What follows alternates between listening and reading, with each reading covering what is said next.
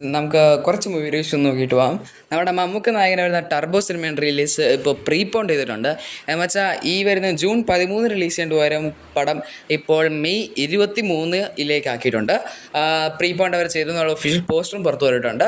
സിനിമയുടെ teaser May ആദ്യത്തെ ആഴ്ച എന്തെങ്കിലും വരുമെന്നാണ് പ്രതീക്ഷിച്ചുകൊണ്ടിരിക്കുന്നത്. മെയ് 3 or 4 ആയിട്ട്. നമ്മുടെ ഫഹദ് നായകനായി വന്ന പടമായിരുന്നു ആവേശം. ഒരുപാട് പുതിയ പടങ്ങൾ മുന്നിൽ ഇപ്പോൾ റിലീസ് ചെയ്തിട്ടും ആവേശം 128 കോടിക്ക് മേളിൽ കളക്ഷൻ നേടിയിട്ടുണ്ട്.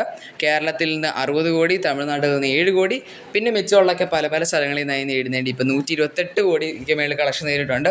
ഷോ കൗണ്ട് ഇപ്പോഴും കൂടിക്കൊണ്ട് തന്നെ ഇരിക്കുകയാണ്, ഒട്ടും കുറഞ്ഞിട്ടില്ല. ഈ ഇടയ്ക്ക് നമ്മുടെ തമിഴിൽ നിന്ന് പുറത്തിറങ്ങിയ പടമായിരുന്നു രത്നം എന്ന് പറയുന്ന പടം. സിനിമ വിശാലാണ് നായകനായി വന്നിരുന്നത്. പടം 8 നില പൊട്ടി എന്നുള്ള കാര്യം നമുക്കിപ്പോൾ ഉറപ്പാക്കി പറയാൻ പറ്റും. കാരണം പടം ഇറങ്ങിയ ഏകദേശം ഒരാഴ്ചയ്ക്ക് അടുത്താകുമ്പോൾ പടം വെറും 10 കോടിക്ക് അടുത്ത് മാത്രമേ കളക്ഷൻ നേടിയിട്ടുള്ളൂ. പടത്തിൻ്റെ ബഡ്ജറ്റ് പറയുന്നത് 30-40 കോടിക്ക് അടുത്തുണ്ട്. അതുകൊണ്ട് ഉറപ്പായിട്ടും പടം വിജയിക്കുമെന്ന് എനിക്ക് തോന്നുന്നില്ല. പിന്നെ നമ്മുടെ ദിലീപയുടെ നായകനായി വന്നിയ ഒരു പുതിയ പടമായിരുന്നു പവി കെയർ ടേക്കർ പടത്തിന് ഇപ്പോൾ ഒഫീഷ്യലി 6 കോടിക്ക് അടുത്ത് കളക്ഷൻ നേടിയെടുക്കാൻ സാധിച്ചിട്ടുണ്ട്. നമ്മുടെ വിനീത് ശ്രീനിവാസൻ എടുത്ത പടം ആയിരുന്നു വർഷങ്ങൾക്ക് ശേഷം. നിവിൻ പോളി, ധ്യാൻ ശ്രീനിവാസൻ, പ്രണവ് മോഹൻലാൽ, കല്യാണി, അജു വർഗീസ്, നീരജ് മാധവ്, ബേസിൽ എന്നിവ വലിയൊരു താരനിര വന്ന പടമായിരുന്നു. പടം ഇപ്പോൾ 65-70 കോടിക്ക് മേളിലേക്ക് കളക്ഷൻ കയറിയിട്ടുണ്ട്.